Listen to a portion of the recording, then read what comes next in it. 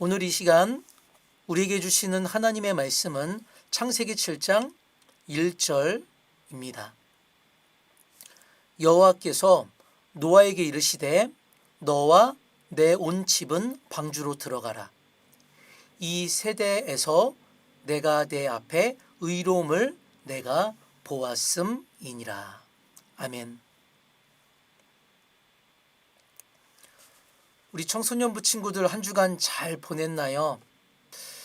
곧 시험 기간이 다가오기도 하고 또한 계속해서 이야기하는 것처럼 추석 명절 기간을 보내고 있는데요. 먼저는 여러분들이 육체적인 쉼과 회복을 얻는 시간이 됐으면 좋겠어요. 뿐만 아니라 우리가 드리는 이 예배 시간을 통해서 우리의 영과 혼이 회복을 얻고 하나님께서 허락하시는 믿음 안에서의 쉼을 얻는 귀한 시간이 됐으면 좋겠습니다. 오늘은 노아의 방주, 홍수 사건에 대해서 나눠보는 시간을 가지려고 해요. 그냥 이야기를 나누는 것이 아니라 오늘 말씀의 제목처럼 노아의 방주, 대홍수는 사실이었는지에 대해서 좀 알아보고 그 안에서 신앙적인 메시지도 발견하는 시간을 갖도록 하겠습니다. 먼저 이 노아라는 성경 이야기를 소재로 해서 영화가 만들어지기도 했거든요. 영화 노아에 대해서 간략하게 소개를 할게요. 타락한 인간 세상에서 하나님의 계시를 받은 유일한 인물로 노아가 있어요. 노아는 대홍수 심판으로부터 세상을 구할 수 있는 거대한 방주를 짓기 시작해요. 방주에 탈 수 있는 존재는 생명이 있는 모든 암수 동물 한 쌍과 노아의 가족뿐이에요. 세상 사람들은 노아의 방주를 조롱하고 가족 간의 의견 대립마저 생겨나기도 해요. 세상을 집어삼킬 대홍수 앞에 가족과 새로운 세상을 지켜내기 위한 노아의 드라마틱한 삶이 펼쳐져요.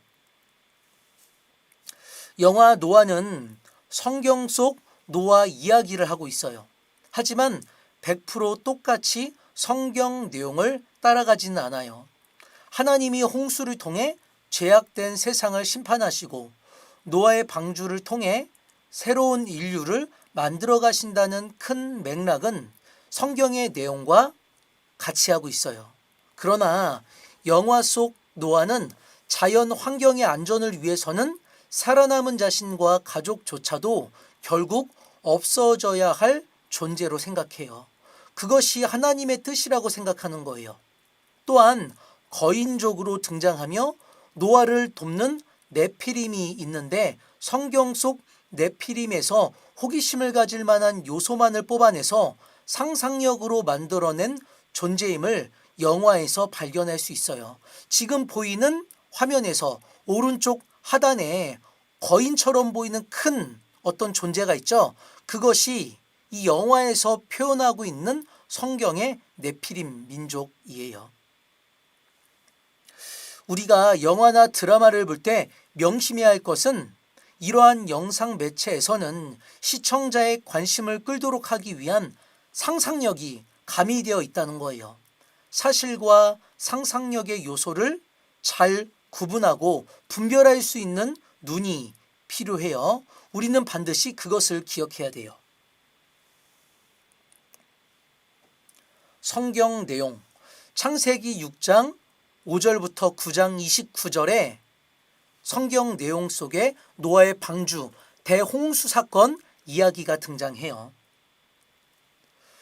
노아의 방주는 구약 성경 창세기 기록된 노아의 홍수 이야기에 나오는 방주를 지칭하는 명칭이에요. 성경에 기록된 방주는 우리가 일반적으로 생각하는 배가 아니며 특정한 이름도 없어요. 천지 창조 이후 인류의 선조들이 나날이 포악해짐으로 하나님은 홍수로 인류를 멸망시키려 하셨어요.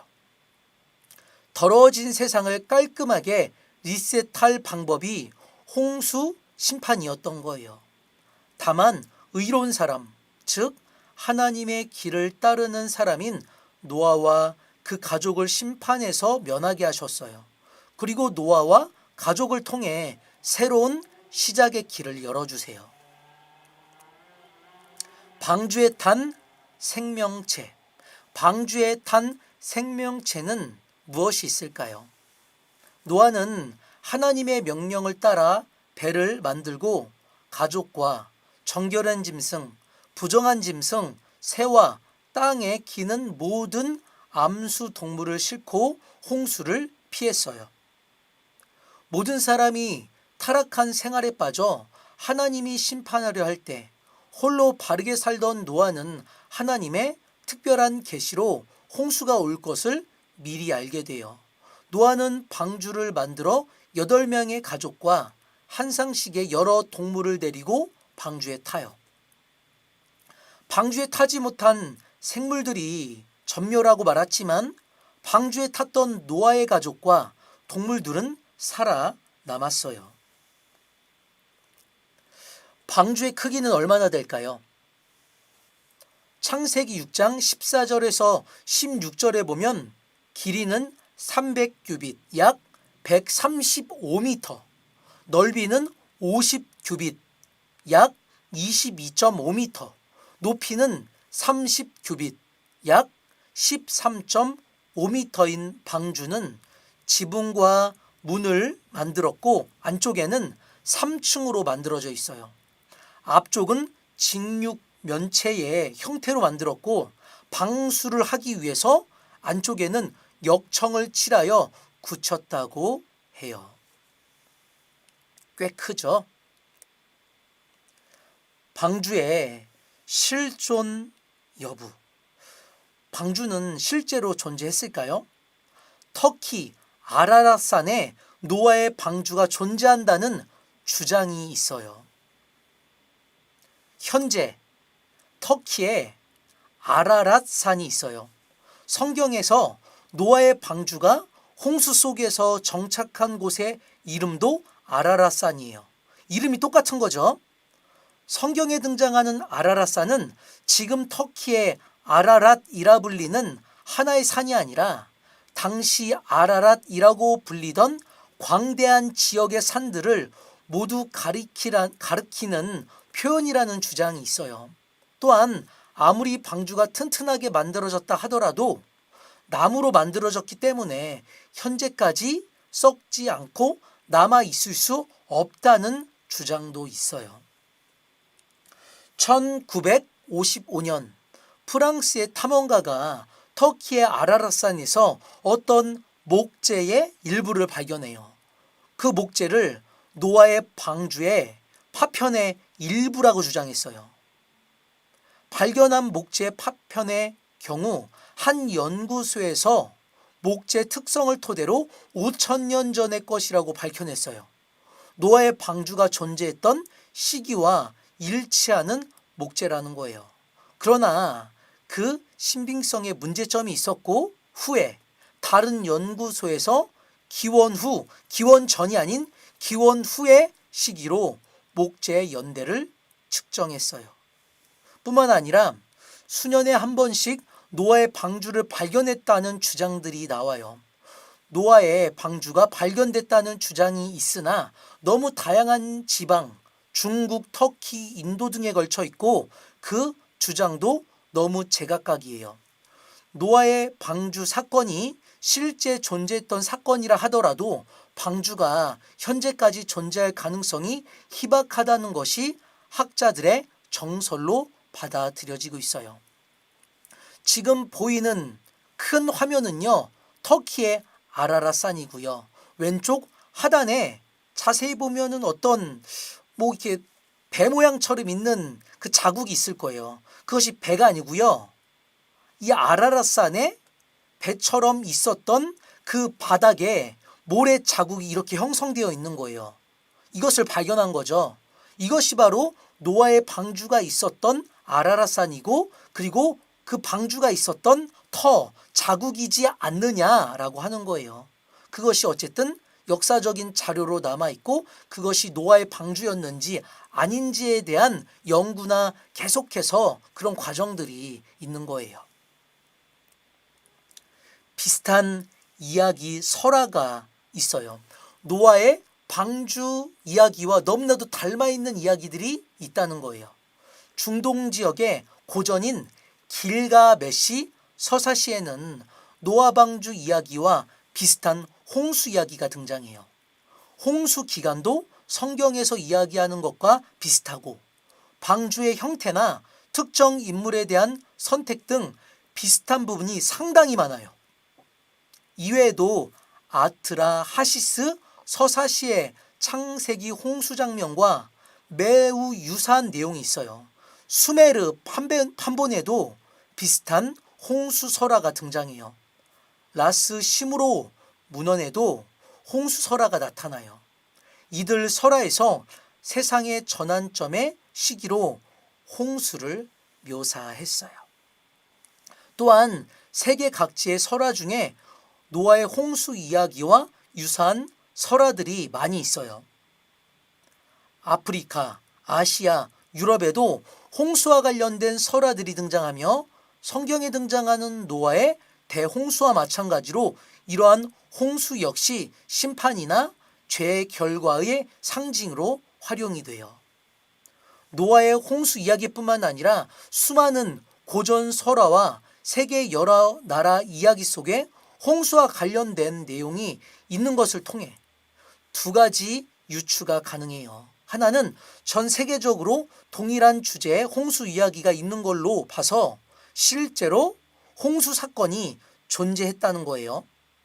다른 하나는 홍수 사건이 실제로 있었는지 없었는지 우리는 정확하게 알 수는 없지만 전 세계적으로 동일한 주제의 이야기가 있음을 통해 어떤 방식으로든 처음 만들어진 홍수 이야기가 다음으로 만들어진 다른 나라의 홍수 이야기에 영향을 줬다는 거예요. 그 대표적인 예로 길가메시 서사시, 우투나 피슈팀이 있어요. 창세기에 나오는 노아의 방주 이야기와 아주 닮아있는 모델이 있어요. 1850년에 기원전 7세기 아시리아의 점토판이 발견이 돼요. 다시 한 번 더 말씀드릴게요. 1850년에 어떤 점토판이 발견이 됐던 거예요.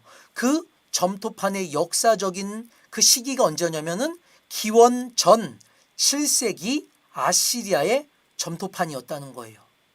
이 점토판에는 세계 최고의 문학 작품 길가메시 서사시가 기록되어 있는데 이 중 노아의 방주 이야기와 똑같은 홍수 전설이 삽입되어 있는 것이 발견됐어요.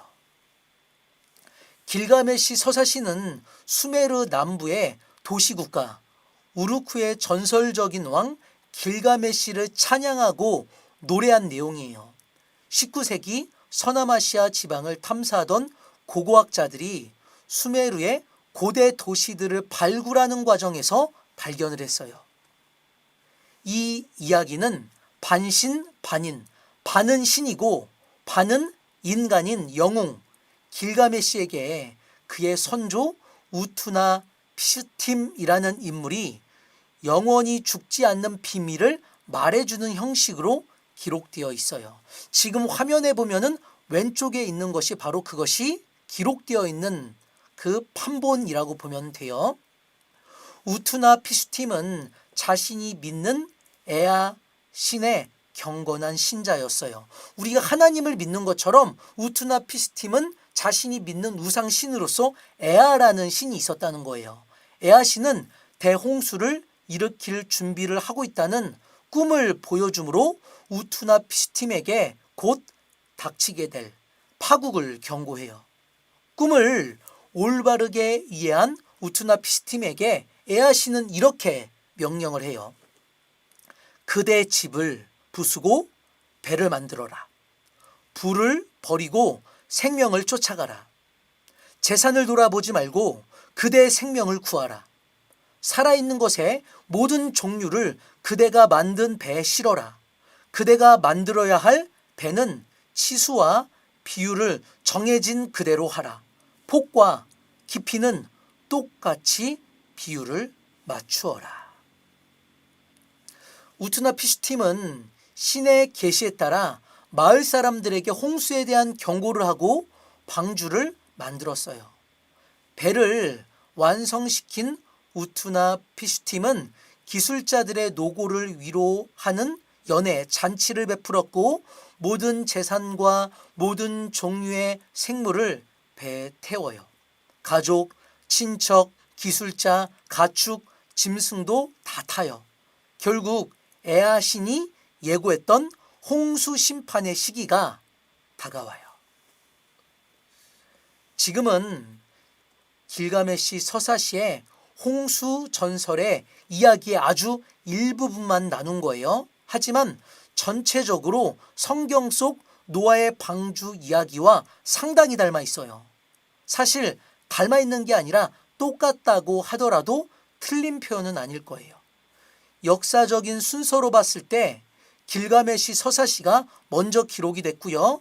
다음으로 성경의 노아의 방주 이야기가 기록이 됐어요. 그래서 학자들은 성경 속 노아의 홍수 이야기를 기록할 때 길가메시 서사시의 내용을 참고했을 것이라고 주장을 하기도 하고요. 그렇게 생각을 하기도 해요. 왜냐하면 성경이 처음에 기록될 때에 그냥 처음부터 기록된 것이 아니라 구전이라고 하죠. 입으로요 이야기를 했어요. 입에서 입으로 이 이야기가 전달이 되다가 그것이 이제 구약 성경 책으로 기록되기 시작했던 거거든요. 그렇기 때문에 참고해야 할 자료들이 필요했을 수도 있고요. 아니면 구전으로 전달되고 있는 내용들이 이미 그런 어떤 전체적인 틀 안에서 이런 자료들로 구성이 됐을 수도 있다라고 학자들은 말한다는 거죠. 오른쪽에 있는 판본이 있죠. 지금 자세히 보면은요. 배가 있는 거고요. 하단에 사람이 있는 거고요. 하단이 바다이기 때문에 물고기가 있는 거예요. 이 모습이요. 모습만 보고 그냥 여러분에게 문제를 내면 분명히 노아라고 생각할 수도 있어요. 하지만 이것은 노아가 아니라 지금 이야기했던 길가메시 서사시의 우투나 피스팀 그 이야기를 하는 판본이라는 사실을 기억하면 좋을 것 같아요. 신학적인 메시지. 이 노아의 방주 이야기를 통해서 우리가 발견할 수 있는 신학적인 내용, 신학이 아니더라도 신앙적인 메시지를 발견할 수가 있어요. 방주는 히브리어로 테바라는 단어예요. 구약 성경은 히브리어로 기록이 됐어요.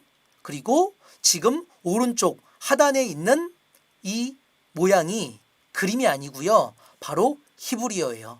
우리는 글씨를 읽을 때 왼쪽에서 오른쪽으로 읽죠. 그런데 히브리어는요. 오른쪽에서 왼쪽으로 읽어요. 오른쪽에서 왼쪽으로 읽으면 이것이요. 바로 테바라는 단어예요. 여러분이 읽을 수 없지만 저는 읽을 줄 알긴 하거든요. 그냥 이런 글자가 있구나 알면 될 것 같아요. 테바는 배를 의미하는 단어가 아니에요. 그리고 출애굽기에 아기 모세를 강에서 띄어보낸 상저도 히브리어로 테바라는 단어예요.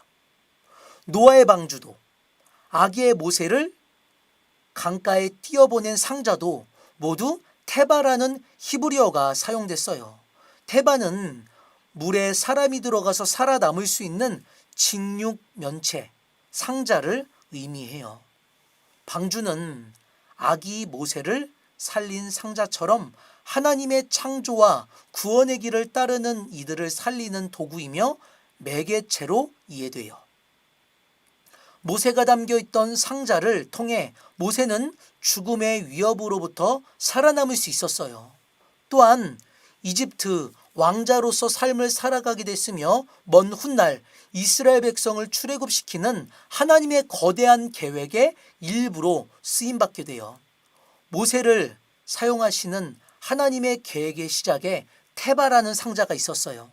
마찬가지로 노아와 그의 가족과 동물들이 들어갔던 방주를 통해 노아는 홍수의 심판으로부터 살아남을 수 있었어요. 또한 홍수 이후 이 세상의 새로운 시작으로 인간은 이해할 수 없는 하나님의 계획의 도구로 쓰임받고 있었어요. 노아의 방주, 모세의 상자. 마찬가지로요. 이 테바라는 것은요. 우리가 하나님을 믿고 예수님을 믿어서 그 신앙의 배, 신앙의 방주에, 신앙의 상자에 올라타서 살아가는 것을 의미해요. 하나님께서 우리의 인생길을 책임져 주시고 인도해 주실 거라는 거죠. 여러분, 하늘평안교 청소년부 친구들, 모세의 상자도 노아의 방주도 물 위에서 그 방향을 잡거나 길을 찾아갈 수 있는 방향키가 없었다는 사실을 알고 있나요? 왜 없었을까요? 왜 그럴까요?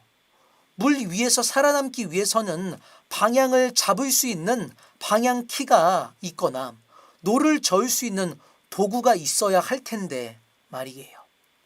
여러분이 알고 있거나 생각하는 내용을 댓글창에 좀 올려줘 줘도 좋을 것 같아요.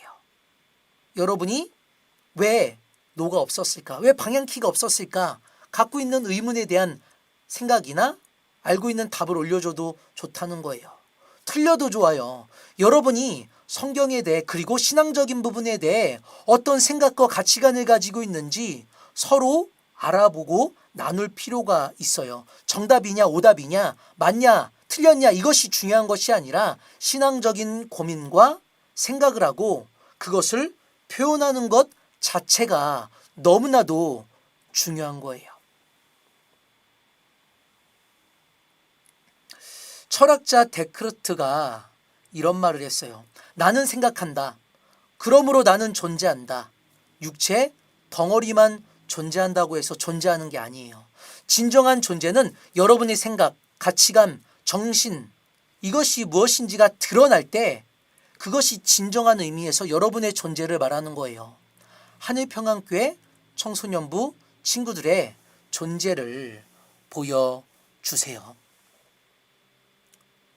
지금 준하는 모터 엔진이라고 올리기도 했고요.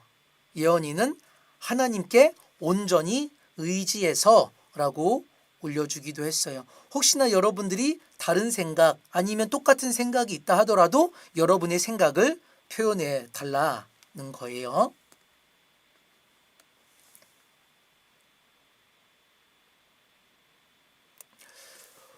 모세의 상자에 노아의 방주에는 왜 방향키가 없었을까요? 하나님께서 모세의 인생에 노아의 인생에 그리고 우리의 인생에 방향키가 되어주신다는 거예요. 하나님이 우리의 인생을 인도해 주신다는 의미가 그 안에 담겨져 있어요. 내가 내 인생을 계획하고 내 인생을 준비해서 내 인생을 살아갈 수도 있겠죠.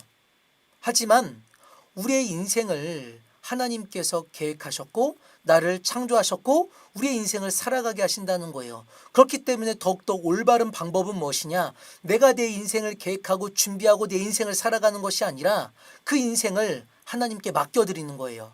그리고 하나님께 물어야죠. 하나님, 내 인생을 어떻게 계획하고 계시나요? 내 인생을 어떻게 준비하고 계시나요? 나를 향하신 뜻은 무엇인가요? 하나님, 내 인생을 인도해 주세요. 내 인생을 내가 살아가는 것과 하나님께서 나를 창조하신 그 하나님께서 내 인생을 하나님께 맡겨드리고 그 하나님께 내 인생길을 묻는 것, 어떤 것이 더 올바른 방법일까요? 여러분, 지금까지는 여러분이 여러분의 인생을 계획했고 준비했고 여러분이 살아갔을지도 몰라요. 하지만 오늘 말씀을 듣고 이 시기를 기점으로 해서 여러분의 생각 가치관이 바뀌었으면 좋겠어요. 하나님께 우리의 인생을 맡겨드리는 거예요.